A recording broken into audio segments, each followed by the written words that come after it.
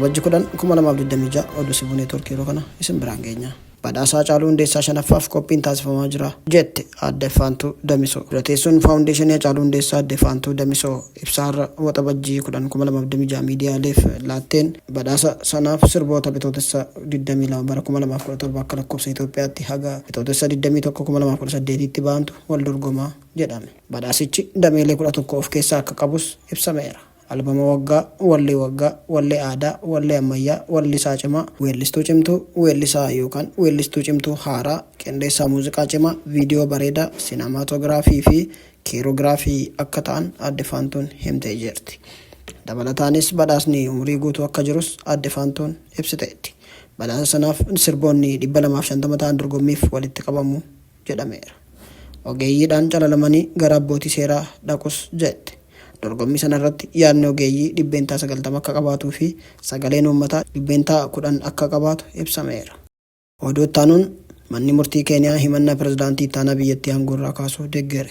Himannaa bara 2024 irratti dhiyaate deeggarus beenyaa maallaqaa guddaa mureef. Gachaaguwaan aangoo ittaanaa pirezidaantummaa irraa akka ka'u kan godhame yakka hojjetee osoo hin taane murtee siyaasaan shira irratti hojjetame ta'uu iyyatus manni murtii olaanaa Keeniyaa iyyata isaa sana kufaa godheera.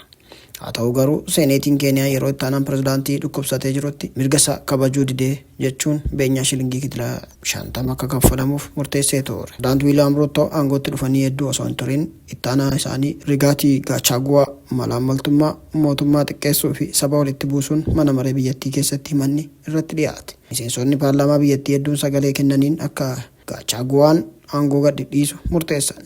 Aangoorraa kaafamuunsaa bu'uura seeraa kan hin qabnee fi kaayyoo siyaasaa qabudha jechuun sagalee isaas akka hin dhaga'amne carraa dhorkamuu himatan. Manni murtii biyyattii garuu himannaa isaa sana kufaa godhus beenyaa isaa mureefii jira jedhame. Xumura irratti murteessaa cimaan Afrikaa Omar Artaan USA akka hin seenne dhorkamuun dhaga'ame. Abbaan murtii kubbaa miilaa beekamaan Somaaliyaa bara 2025 Afrikaa keessatti abbaa murtii cimaa ta'uuf kaadhimamee US akka hin seenne dhorkame. Murteen hin eegamne sun waancaa addunyaa bara 2026 dhufu irratti taphoota kamiyyuu akka murteessu kan isa dhorku yoo ta'u, ispoortii idil addunyaa keessatti komee kaaseera. Hawaasa ispoortii idil addunyaa keessatti komee kaaseera. Biyya isaaf madda boonsaa kan ta'e Omar Artaan abbaa murtii Somaaliyaa jalqabaa tapha waancaa addunyaa irratti murteesse ta'uun seenaa hojjechuuf guyyoota muraasatu hafata. Haa ta'u malee gurri viizaa sun amma seenaa guddaa abdate osoo hin taane osoo hin hojjetin gara biyyaatti deebi'uuf dirqamuun isaa deeggartoota ispoortii hedduu abdii kutachiiseera. Murteen sun mallattoo loogii ta'ee kan ilaalamu yoo ta'u, atileetota kubbaa miilaa Afrikaa fi Somaaliyaatiif yeroo dukkanaa ta'ee ilaalameera jedhame.